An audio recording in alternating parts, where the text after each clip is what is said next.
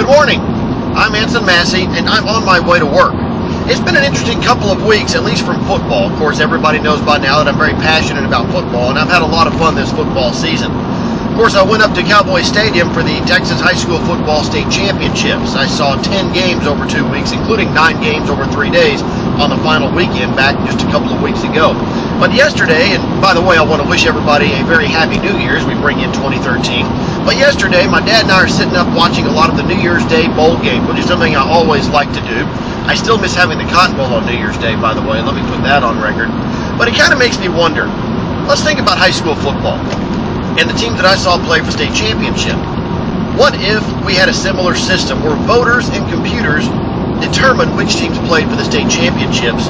What would we have missed these last, at least, a couple of weeks ago with teams playing for a state championship? Let's see.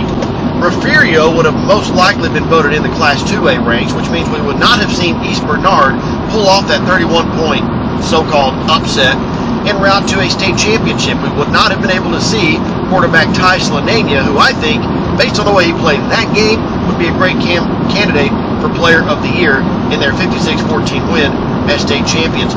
Who else would we have not seen? We probably would not have seen a rematch in the 1A game between Tenaha and Monday. I can see Monday being there, but Tenaha was a 4-loss team, and believe me, they deserved to be there, even though they did not pull off the victory.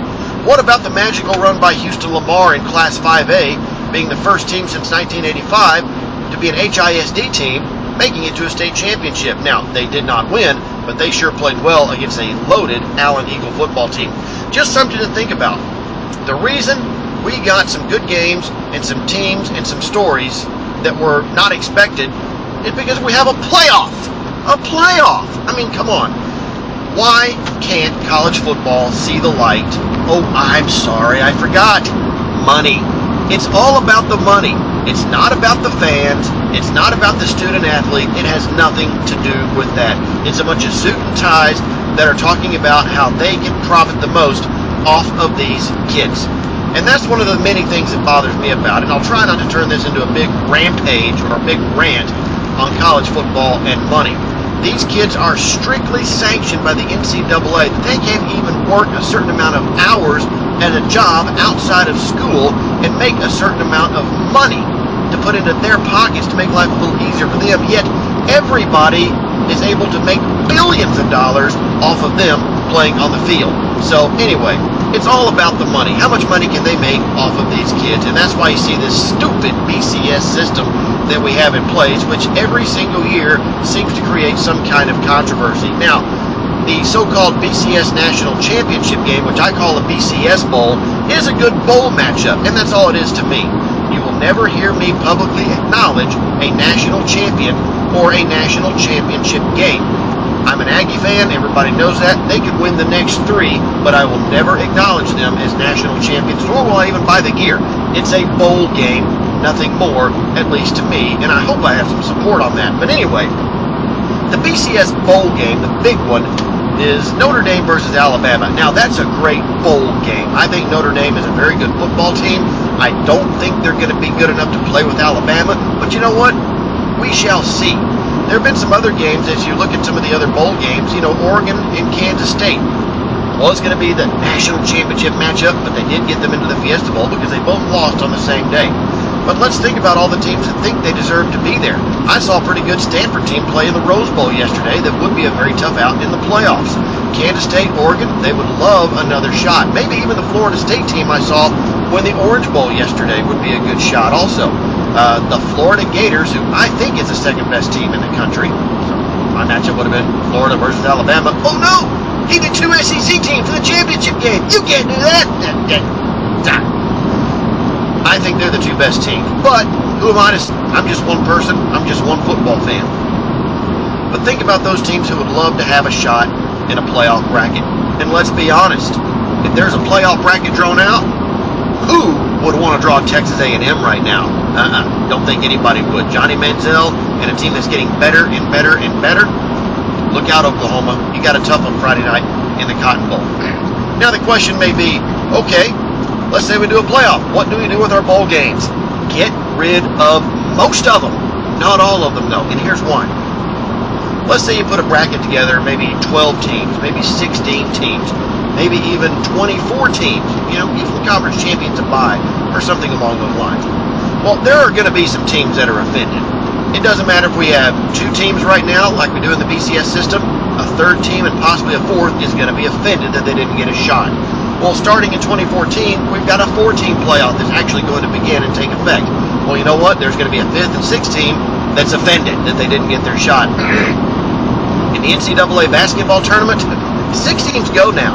I think it's 68. Yeah, 68 teams go now. 69 and 70 are offended they didn't get their shot. So there's always going to be somebody offended they didn't get their shot at the Big Kahuna, at the tournament bracket. Well, here's what you do about that, at least some kind of a consolation. In basketball, you have the NIT. Hey, that's pretty cool. Well, in football, let's keep some of the top-tiered bowl games. Let's keep the Rose Bowl. Let's keep the Cotton Bowl. Let's keep the Sugar Bowl, the Orange Bowl, maybe the Texas Bowl. Let's see, there's some other good ones. The Outback Bowl is one that I like. The Capital One Bowl, the Gator Bowl. Not only are these the good top-tiered bowl games, but they sound cool as well. Let's get rid of the Heart of Dallas Bowl. Let's get rid of the Belk Bowl. I do like the Armed Forces Bowl and the Military Bowl because it honors our troops and our military. You got to keep 1 or 2 of those around. Let's see, what else is there? All these crazy sponsored names of places that the rest of the country doesn't even know. I'd love to think of some more examples, but it's all rattled in my head right now, stupidity. But anyway, keep some of the top bowl games.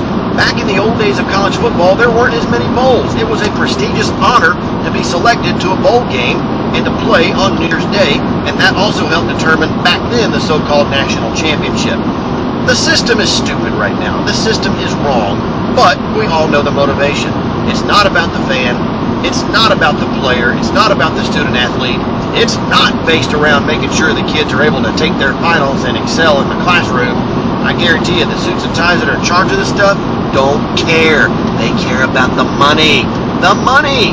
Look at Division I AA, and I'm still calling it 1AA. Is it FBS or FCS? What do they call it now? Heck if I know. Sam Houston State is playing North Dakota State for the national championship for the 2nd straight year.